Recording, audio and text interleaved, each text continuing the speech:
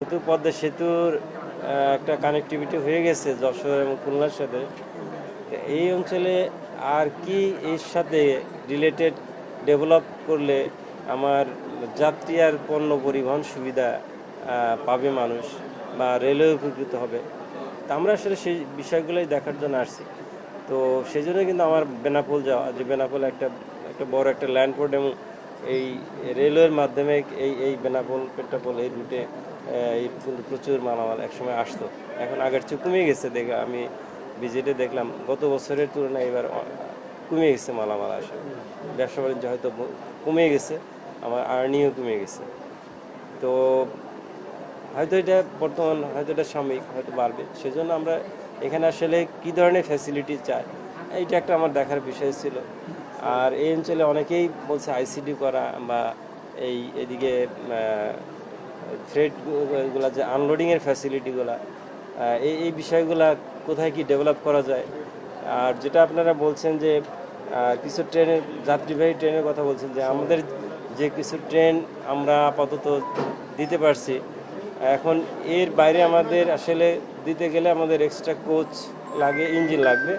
তো সেটা এই মুহূর্তে আমাদের হাতে নাই, সেজন্য আসলে কিন্তু দেখেন আমরা কিন্তু একটা র্যাক দিয়েই খুলনা জাহানাবাদ আবার রূপসী বাংলা চালাই দিয়েছি। তার মানে আসলে আমাদের থাকলে কিন্তু আমরা দুইটা ট্রেনই চালাইতাম। তো আমাদের আগামী বছর থেকে আমরা কিছু ব্রডগেজ কোচ আমাদের এটা প্রক্রিয়মেন্ট প্রসেসে আছে। এটা আগামী হয়তো জানুয়ারি থেকে আসা শুরু হবে এবং আগামী বছর নাগাদ আমরা বেশ কিছু কোচ পাবো। তো এই কোচ দিয়ে আমরা এই যশোর এবং খুলনা বা যেটা বললেন যে এই রুটে যেটা এই দর্শনার দিক দিয়ে আরেকটা আমরা ট্রেন পরিচালনা করা, যাতে দর্শনার লোক এদিকে না এসে সরাসরি তাদের কুষ্টিয়া চুয়াডাঙ্গা হয়ে এদিকে যেতে পারে। তো সেগুলো আমাদের পরিকল্পনা আছে। তো আমাদের কোচ পাইলে আমরা এইদিকে ট্রেনটা বাড়াবো। এটা আমরা এটা দেখলাম যে আপনাদের এখানে কীরকম প্যাসেঞ্জার, এটা আপনাদের অনুমতি জানি। তো আমরা ট্রেনটা পাইলে আমরা এই কোচ পাইলে আমরা চালাবো। এই মুহূর্তে আসলে কোচ নাই দেখে কিন্তু আমরা পারতেছি না। মার্চ না হলে হয়তো এপ্রিলে হয়তো হবে, এটা আগামী আশা করি আমাদের কোচগুলো পেলে আমরা প্রথমে আমরা এই রুটে আমরা দিব ইনশাআল্লাহ, এটা বলতে পারি। ঠিক আছে, তো সিদ্ধান্ত না, আমাদের উপর মিনিস্ট্রি আছে, আমাদের উপর কিন্তু আমরা আমাদের রিসোর্সগুলো আমাদেরকে মিনিস্ট্রি বলে আমরা করি, কিন্তু কোনো নতুন রুট মানে নতুন কোনো পরিকল্পনা নেওয়া, নতুন কোনো ট্রেন পরিচালনা করা, এগুলো সব কিছু কিন্তু আমাদের মিনিস্ট্রির থেকে এগুলো আমাদের অনুমোদন নিতে হয়। তা আমি হয়তো বলে গেলাম মিনিস্টার আবার এগুলো, তবে মিনিস্ট্রির কাছে আমার মানে আপনাদের দাবিটা আমি উপস্থাপন করব, এটা বলতে পারি। তবে এটা আমি বললাম যে আগামী বছর যেহেতু কোচ আসা শুরু হবে, আপনাদের দাবি যে প্রথম দিকেই আমি সেই আপনাদের দাবিগুলো তুলে ধরবো, এইটাই। আর একটা ট্রেন নতুন কোচ পাইলে আমরা একটা চালু করবো। জি, আমি চালাবো। জি জি।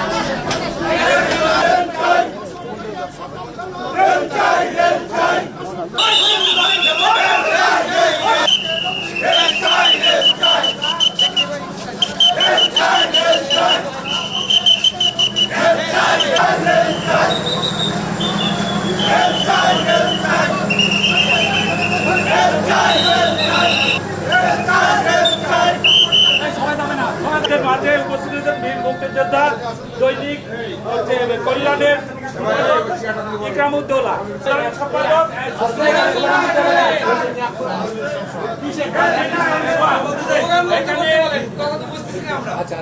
সাংস্কৃতিক নেতৃবৃন্দ সহ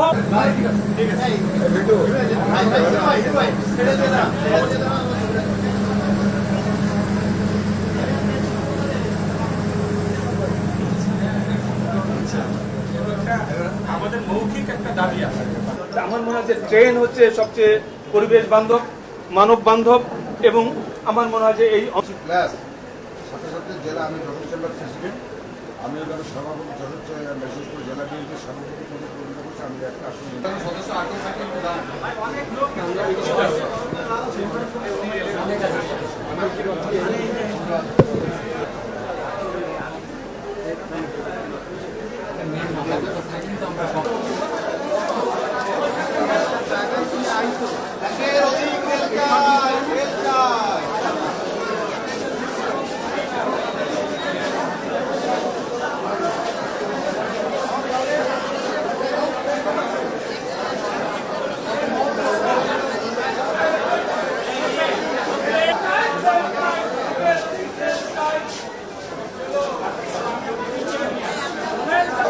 সকাল থেকে যশোর থেকে সকালবেলা যশোর থেকে সকালবেলা যশোর থেকে সকালবেলা ঢাকার পথে রেল চাই, যশোর থেকে একের অধিক থেকে ঢাকার পথে যশোর থেকে সকালবেলা যশোর থেকে একের অধিক যশোর থেকে সকালবেলা ঢাকার পথে রেল চাই, চালো রে চালো আগুন জ্বালো, যশোর থেকে একের অধিক যশোর থেকে একের অধিক যশোর থেকে সকালবেলা সকাল জ্বালো আগুন জ্বালো, যশোর থেকে একের অধিক যশোর থেকে সকালবেলা যশোর থেকে একের অধিক